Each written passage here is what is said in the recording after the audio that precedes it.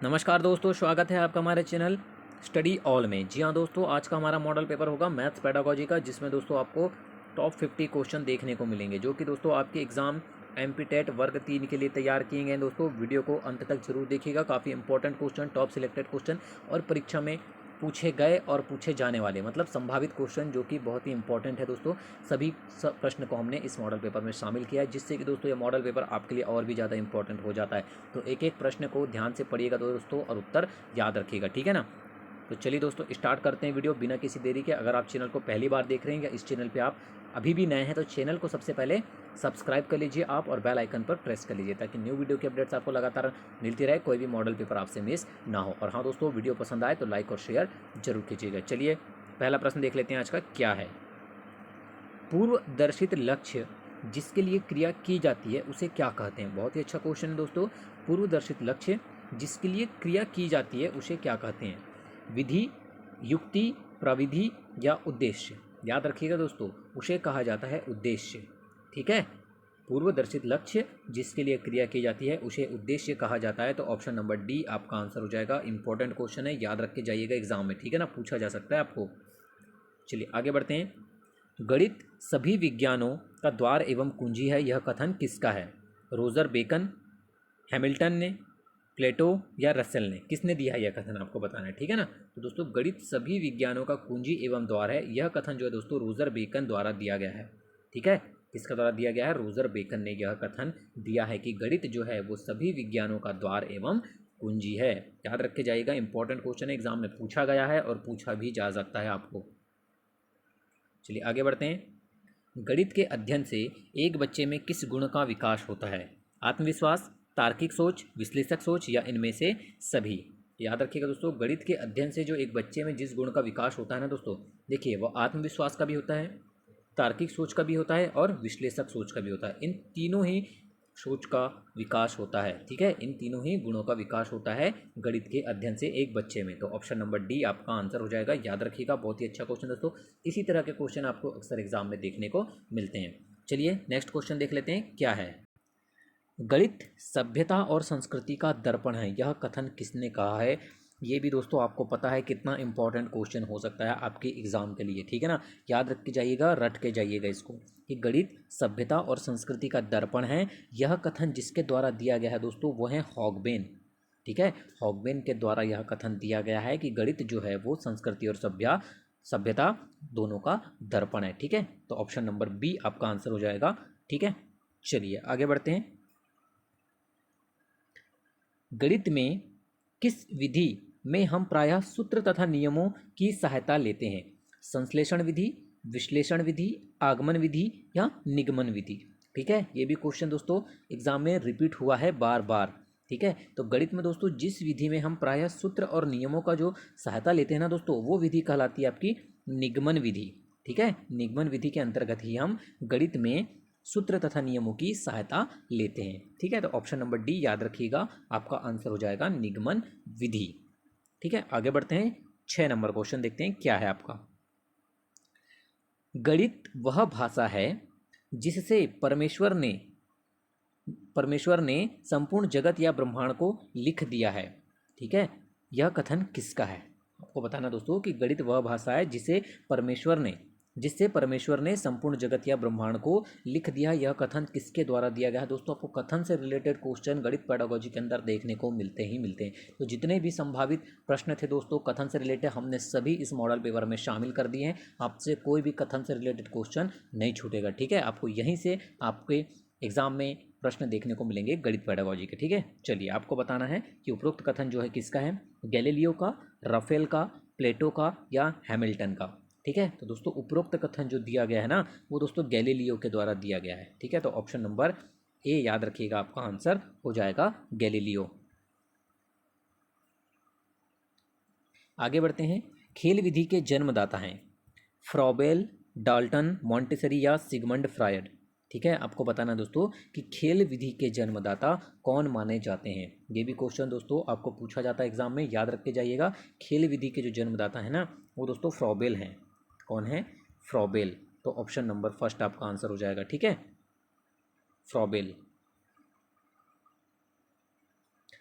उपचारात्मक शिक्षा की ज़रूरत होती है। आपको बताना दोस्तों कि उपचारात्मक शिक्षा जो होती है उसकी ज़रूरत किन बच्चों को होती है या किन्हें होती है।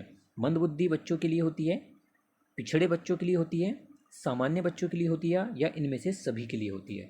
ठीक है, तो दोस्तों जो उपचारात्मक शिक्षा होती है ना, देखिए वो मंदबुद्धि वाले जो बच्चे रहते हैं उनके लिए भी ज़रूरी होती है, पिछड़े बच्चे जो रहते हैं उनके लिए भी ज़रूरी होती है और सामान्य बच्चे रहते हैं उनके लिए भी ज़रूरी होती है। ठीक है, ये तीनों ही के लिए, मंदबुद्धि, पिछड़े और सामान्य तीनों ही बच्चों के लिए उपचारात्मक शिक्षा जो होती है वो आवश्यक या जरूरी होती है। ठीक है, तो ऑप्शन नंबर डी आपका आंसर हो जाएगा इन सभी के लिए।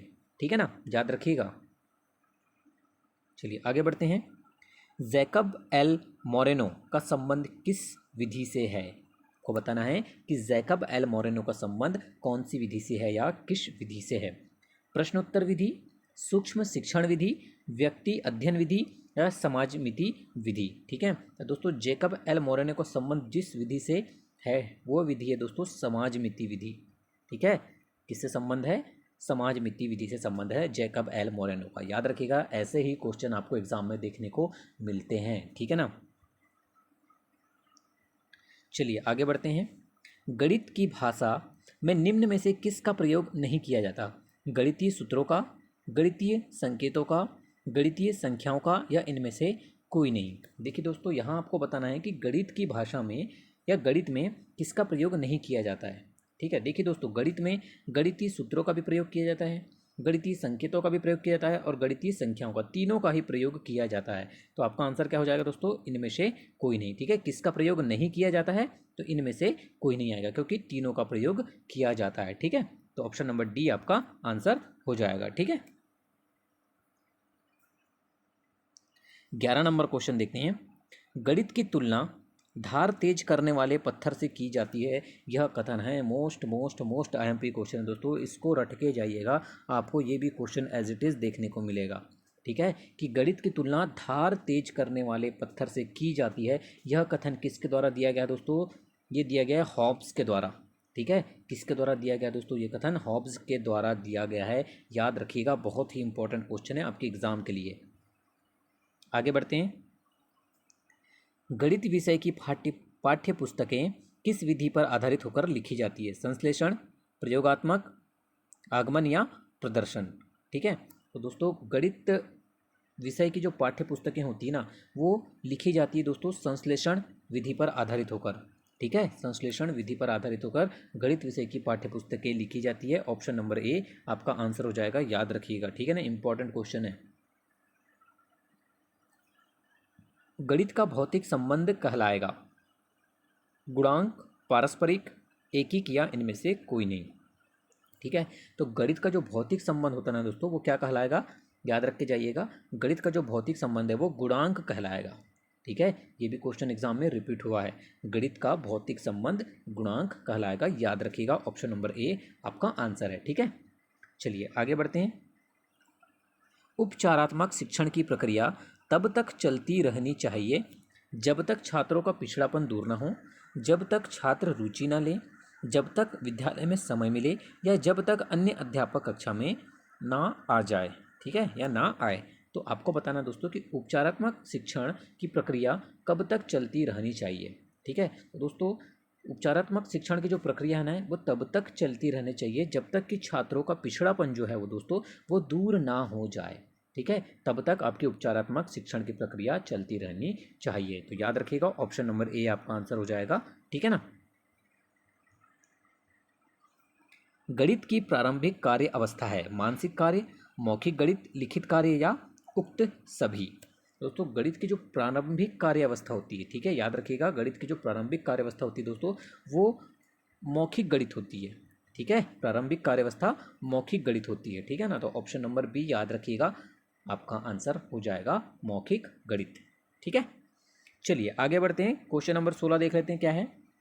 सरल ब्याज सीखे बिना चक्रवृद्धि ब्याज में समझ नहीं आता, यह संबंध है पारस्परिक संबंध है, एकिक संबंध है, गुणांक संबंध है या इनमें से कोई नहीं। दोस्तों सरल ब्याज को बिना सीखे चक्रवृद्धि ब्याज समझ में नहीं आ सकता। यह जो संबंध है ना दोस्तों, यह एक प्रकार का पारस्परिक संबंध है। ठीक है, कि अगर आपको सरल ब्याज नहीं बनता है या आपने सरल ब्याज को नहीं सीखा है तो आपको चक्रवृद्धि ब्याज भी समझ में नहीं आ सकता। ये किस प्रकार का संबंध के अंतर्गत आएगा दोस्तों? पारस्परिक संबंध के अंतर्गत आएगा ये कथन आपका। ठीक है, तो ऑप्शन नंबर ए आपका आंसर हो जाएगा, पारस्परिक। याद रखिएगा, इस तरह के भी क्वेश्चन आपको एग्जाम में पूछे जाते हैं दोस्तों। जिस जिस तरह के एग्जाम में आपको प्रश्न पूछे जाते हैं हमें सभी को कवर करना होता है। ठीक है ना, तो हमने सभी को कवर करके आपके लिए मॉडल पेपर में शामिल किया है। तो आप दोस्तों वीडियो को अंत तक जरूर देखिएगा। सहायक सामग्री गणित सीखने में लाभ पहुंचाती है।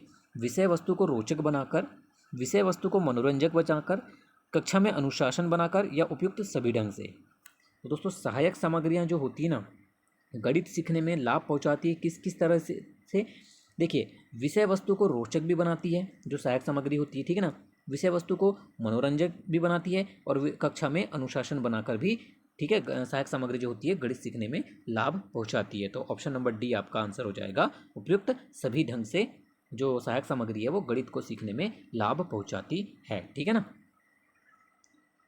चलिए आगे बढ़ते हैं। गणित के नियम एवं सिद्धांत में समावेश होता है वैधता का, विश्वसनीयता का, अ और ब दोनों का, या कल्पना का।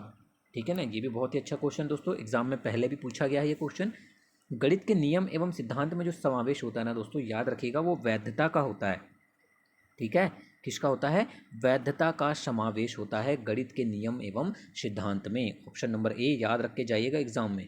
ठीक है ना, आपका आंसर हो जाएगा। चलिए आगे बढ़ते हैं।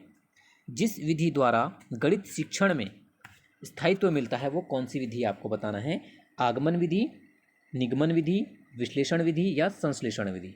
बहुत ही अच्छा क्वेश्चन है दोस्तों, बहुत ही इंपॉर्टेंट क्वेश्चन है आपके लिए कि जिस विधि द्वारा गणित शिक्षण में स्थायित्व मिलता है वह विधि है दोस्तों, याद रख के जाइएगा, आगमन विधि है। ठीक है, आगमन विधि के द्वारा ही गणित शिक्षण में स्थायित्व मिलता है। ऑप्शन नंबर ए याद रखिएगा। गणितीय भाषा का स्वरूप होता है सामान्य भाषा के रूप में, पृथक भाषा के रूप में, कठिन भाषा के रूप में या सरल भाषा के रूप में। बहुत ही अच्छा क्वेश्चन दोस्तों, मोस्ट आईएमपी क्वेश्चन है आपके एग्जाम के लिए। ठीक है ना, गणित भाषा का जो स्वरूप होता है दोस्तों, याद रख के जाइएगा एग्जाम में बिल्कुल सेम क्वेश्चन आपको पूछा जाता है, वो पृथक भाषा के रूप में होता है। ठीक है, गणितीय भाषा का जो स्वरूप है वो पृथक भाषा के रूप में होता है। ऑप्शन नंबर बी याद रखिएगा, आंसर एग्जाम में आपको भूलना नहीं है बिल्कुल भी। ठीक है ना, चलिए आगे बढ़ते हैं। एक एक क्वेश्चन को ध्यान से पढ़िएगा दोस्तों, एक एक क्वेश्चन आपको सिलेक्शन के और भी करीब लेकर जाता है। ठीक है, किसी वृत्त की परिधि तथा व्यास में संबंध स्थापित करना, इनमें से कौन सी विधि सहायक होगी? ये विधि है दोस्तों। ठीक है, आपको बताना है कि किसी वृत्त की परिधि और व्यास में अगर संबंध स्थापित करना है तो हमें कौन सी विधि उपयोग करनी चाहिए या कौन सी विधि है जो सहायक होगी? संश्लेषण विधि, प्रयोगात्मक विधि, आगमन विधि या प्रदर्शन विधि। ठीक है दोस्तों, अगर किसी भी वृत्त की परिधि, ठीक है, वृत्त की परिधि और व्यास में अगर संबंध स्थापित करना है तो दोस्तों जो विधि सबसे उपयुक्त होगी या जो विधि सहायक होगी वो विधि दोस्तों प्रयोगात्मक विधि। ठीक है, आपको क्वेश्चन पढ़ते ही आंसर समझ में आ गया होगा, कौन सी विधि सबसे सहायक होगी? प्रयोगात्मक विधि सबसे सहायक होगी। तो ऑप्शन नंबर बी आपका आंसर हो जाएगा। ठीक है, चलिए आगे बढ़ते हैं। गणित में निदानात्मक परीक्षण का उद्देश्य है, को बताना है दोस्तों कि गणित में जो निदानात्मक परीक्षण होता है उसका मुख्य उद्देश्य क्या होता है? प्रगति पत्रक को भरना, सत्रांत परीक्षा के लिए प्रश्न पत्र की योजना बनाना, बच्चों की समझ में निहित रिक्तियों को जानना या अभिभावकों को प्रतिपुष्टि देना।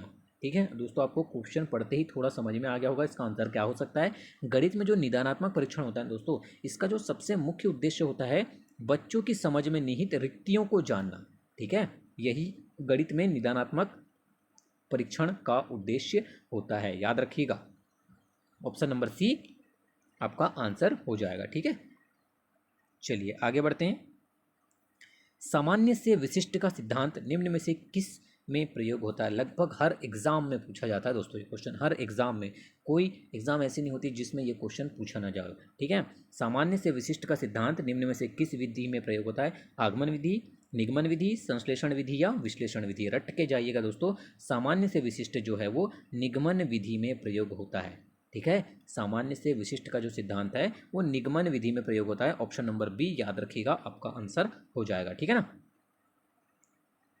चलिए 24 नंबर क्वेश्चन देख लेते हैं। मौखिक गणित शिक्षण लाभदायी होता है क्योंकि इसमें एकाग्रता बढ़ती है, क्रमबद्ध आ जाती है, स्वावलंबन की भावना का विकास होता है, क्या स्वच्छता व शुद्धता आती है। ठीक है, देखिए दोस्तों, मौखिक गणित जो होती है ना, वो मौखिक गणित शिक्षण इसलिए लाभदायी होता है दोस्तों, क्योंकि इससे क्या होता है, जो एकाग्रता है वो बढ़ती है। ठीक है ना, मौखिक गणित शिक्षण से एकाग्रता बढ़ती है, इसलिए मौखिक गणित शिक्षण जो होता है वो लाभदायी होता है। ठीक है ना, याद रखिएगा, ऑप्शन नंबर ए आपका आंसर हो जाएगा। चलिए 25 नंबर क्वेश्चन की ओर बढ़ते हैं। छोटी कक्षाओं में गणित विषय में रुचि उत्पन्न करने के लिए पढ़ाने का तरीका होना चाहिए, मनोरंजक एवं खेल संबंधी, रटने का, आगमन का या निगमन का। सभी को दोस्तों आंसर पता चल गया होगा क्या होगा। इस तरह के भी क्वेश्चन कभी कभी आपको पूछ लिए जाते हैं, इसलिए हमारा काम है दोस्तों मॉडल पेपर में हर तरह के प्रश्न को शामिल करना। ठीक है दोस्तों, छोटी कक्षाओं में गणित विषय में रुचि उत्पन्न करने के लिए जो पढ़ाने का तरीका होना चाहिए दोस्तों, वो मनोरंजक एवं खेल संबंधी तरीका होना चाहिए। ठीक है, जिससे कि जो छोटी कक्षाओं के जो बालक हैं या बालिकाएं या वो जो बच्चे हैं, ठीक है ना, वो उनमें रुचि उत्पन्न हो गणित विषय को लेकर। ठीक है, तो हमारा जो तरीका होना चाहिए वो मनोरंजक एवं खेल संबंधी होना चाहिए। ठीक है ना, तो ऑप्शन नंबर ए आपका आंसर हो जाएगा। चलिए आगे बढ़ते हैं। अबेकस का प्रयोग छोटी कक्षाओं में किस शिक्षण में प्रभावी होता है, गिनती सिखाने में, लिखना सिखाने में, वाचन करने में या हस्तलेखन सिखाने में। दोस्तों सभी को पता है कि जो अबेकस का प्रयोग किया जाता है ना छोटी कक्षाओं में, वो दोस्तों गिनती सिखाने के लिए किया जाता है। ठीक है, अबेकस का जो प्रयोग है वो गिनती सिखाने के लिए किया जाता है छोटी कक्षाओं में। ठीक है ना, तो याद रखिएगा, ऑप्शन नंबर ए आपका आंसर हो जाएगा। ये भी क्वेश्चन दोस्तों बहुत बार पूछा गया एग्जाम में। ठीक है ना,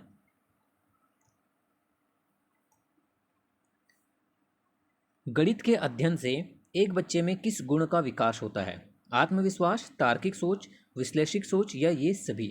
दोस्तों गणित के अध्ययन से एक बच्चे में जिस गुण का विकास होता है ना, वो आत्मविश्वास का भी विकास होता है दोस्तों, तार्किक सोच का भी विकास होता है, विश्लेषिक सोच का भी होता है। तो आपका आंसर क्या हो जाएगा, ऑप्शन नंबर डी, ये सभी। ठीक है, गणित के अध्ययन से एक बच्चे में इन तीनों आत्मविश्वास, तार्किक सोच और विश्लेषक सोच तीनों ही गुणों का विकास होता है।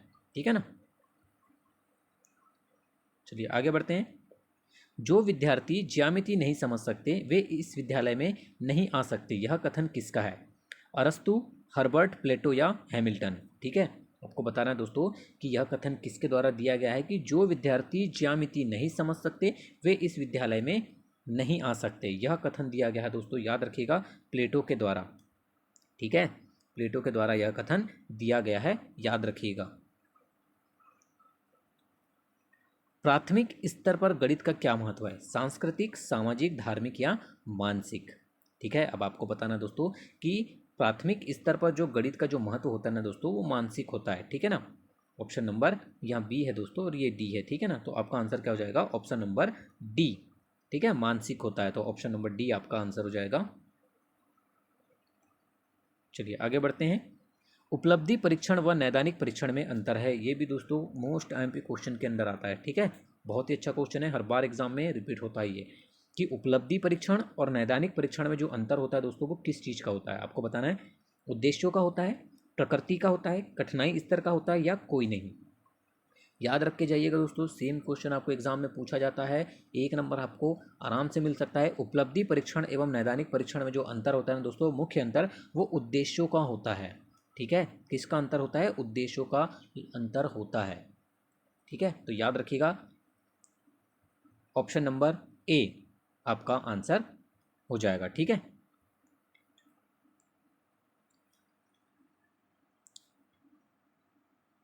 गणित की सभी शाखाओं में प्राचीनतम कौन सी है। ठीक है, आपको बताना है कि दोस्तों गणित की जो शाखाएं, ठीक है, गणित की जो सभी शाखाएं, इनमें से जो सबसे प्राचीनतम शाखा है वो कौन सी है, रेखा गणित, सांख्य गणित, बीज गणित या अंक गणित। ठीक है, ये भी क्वेश्चन दोस्तों एग्जाम में बहुत बार रिपीट हो चुका है, आपको पता भी होगा इसका आंसर कि गणित की सभी शाखाओं में जो सबसे प्राचीनतम शाखा है दोस्तों, वो है अंक गणित। ठीक है, अंक गणित को सबसे प्राचीनतम शाखा माना जाता है। ठीक है, तो ऑप्शन नंबर डी आपका आंसर हो जाएगा। ठीक है,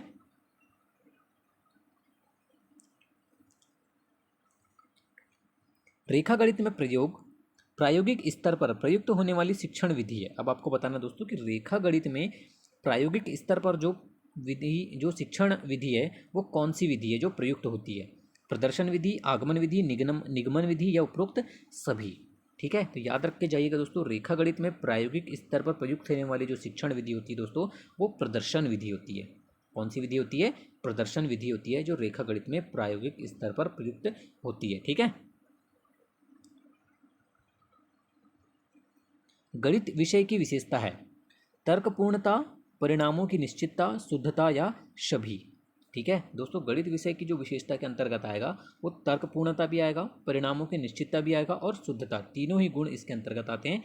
ऑप्शन नंबर डी आपका आंसर हो जाएगा। ठीक है, चलिए आगे बढ़ते हैं। चिंता, बोध, तर्क शक्ति, विश्लेषण की क्षमता बढ़ाने वाला विषय है भूगोल, गणित, सामाजिक विज्ञान या भाषा।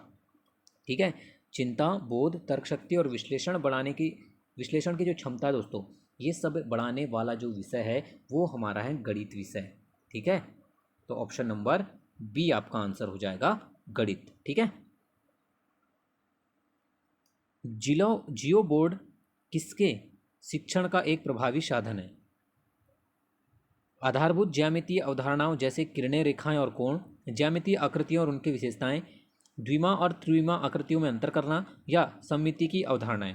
ठीक है, तो दोस्तों जियो बोर्ड जिसके शिक्षण का एक प्रभावी साधन है ना, वो है दोस्तों ज्यामितीय आकृतियां और उनकी विशेषताओं का।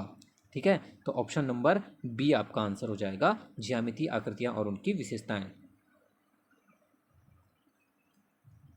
छात्र गणितीय गणना में गति प्राप्त कर सकते हैं चर्चा या वाद विवाद द्वारा, मौखिक कार्य द्वारा, लिखित कार्य द्वारा या अभ्यास द्वारा।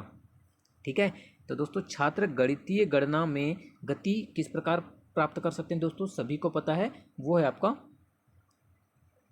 गणितीय गणना में जो है प्राप्त कर सकते हैं वो अभ्यास के द्वारा कर सकते हैं। ठीक है ना, छात्र गणितीय गणना में गति कैसे प्राप्त कर सकते हैं? अभ्यास, लगातार अभ्यास के द्वारा। तो ऑप्शन नंबर डी आपका आंसर हो जाएगा। ठीक है, नेक्स्ट क्वेश्चन देखते हैं। एक विद्यार्थी ग्लास से भरे हुए पानी को ग्लास का आयतन बताता है। ठीक है, तो छात्र को स्पष्ट नहीं है आयतन की अवधारणा, आयतन का माप, आयतन का सूत्र या आयतन की इकाई। दोस्तों अगर एक विद्यार्थी जो ग्लास में भरे हुए पानी को ग्लास का अगर आयतन बताता है, तो छात्र को दोस्तों आयतन की इकाई जो है वो स्पष्ट नहीं है। ठीक है, आयतन की इकाई स्पष्ट नहीं है एक विद्यार्थी को, तो ऑप्शन नंबर डी आपका आंसर हो जाएगा। ठीक है। गणित की प्रकृति एवं तार्किक चिंतन में संबंध है निकटतम, सामान्य, असामान्य या न्यूनतम। ठीक है, आपको बताना दोस्तों कि गणित की प्रकृति एवं तार्किक चिंतन में किस प्रकार का संबंध है। तो याद रखिएगा दोस्तों, दोनों में निकटतम संबंध है। ठीक है, गणित की प्रकृति में एवं तार्किक चिंतन में बहुत ही निकटतम संबंध है, तो ऑप्शन नंबर ए आपका आंसर हो जाएगा। ठीक है। गणित विषयों पर होने वाले अनुसंधानों में प्रमुख योगदान होता है कल्पना का, तार्किक चिंतन का, गणितीय मूल्य का या गणितीय समस्याओं का।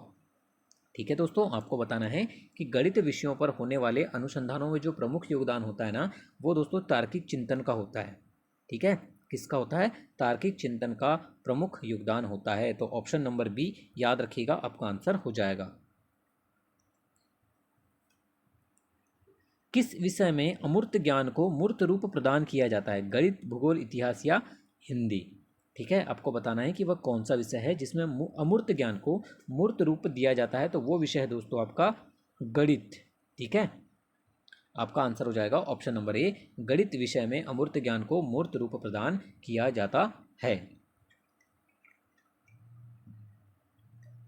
निम्नलिखित में से किस कार्य में गणित उपयोगी नहीं है? मानसिक विकास, शारीरिक विकास, दार्शनिक विकास या भौतिक विकास। ठीक है, तो दोस्तों जिस कार्य में जो गणित है वो उपयोगी नहीं माना जाता है दोस्तों, वो दार्शनिक विकास है आपका। ठीक है, दार्शनिक विकास में गणित जो है वो उपयोगी नहीं माना जाता है, बाकी तीनों में आपका गणित जो है वो उपयोगी माना जाता है। ठीक है। गणित में किस विधि में हम प्रायः सूत्र तथा नियमों की सहायता लेते हैं? संश्लेषण, विश्लेषण, आगमन या निगमन। दोस्तों गणित की जिस विधि में हम प्रायः सूत्र तथा नियमों का जो सहायता लेते हैं वो है दोस्तों आपकी निगमन विधि। ठीक है, कौन सी विधि है? निगमन विधि के अंतर्गत हम गणित में प्रायः सूत्र और नियमों का सहायता लेते हैं। छात्र गणितीय गणना में गति प्राप्त कर सकते हैं। आपको बताना है कि दोस्तों छात्र जो होता है वो गणितीय गणना में गति जो है किस प्रकार प्राप्त कर सकता है। लगता है ये क्वेश्चन रिपीट हो गया है, सभी को पता है दोस्तों। अभ्यास द्वारा छात्र जो है वो गणितीय गणना में गति प्राप्त कर सकते हैं, ठीक है ना। एक अच्छी मूल्यांकन विधि वह है जिसमें देखा जाए शिक्षण हेतु अपनाई गई विधि, बालक के व्यवहार में परिवर्तन करने की विधि, पाठ्य वस्तु से संबंधित विधि या उपयुक्त सभी।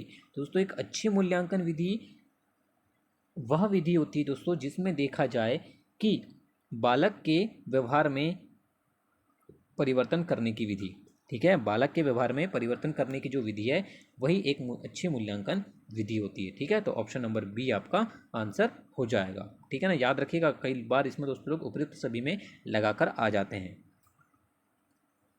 अनुप्रयोग संबंधी प्राप्य उद्देश्य की प्राप्ति होती है जब छात्र संबंधित प्रत्ययों में भिन्नता बताता है, गणितीय अवधारणा की व्याख्या कर सकता है, समस्या हल करने की उपयुक्त विधि चुनता है या उपयुक्त सभी, ठीक है। तो दोस्तों अनुप्रयोग संबंधी प्राप्य उद्देश्य की प्राप्ति तब होती है जब एक छात्र जो है दोस्तों वो समस्या हल करने की उपयुक्त विधि को चुनता है, तभी अनुप्रयोग संबंधी प्राप्य उद्देश्य की प्राप्ति होती है। मोस्ट आईएमपी क्वेश्चन है दोस्तों, याद रखिएगा। आंसर आपका ऑप्शन नंबर सी आंसर हो जाएगा, ठीक है।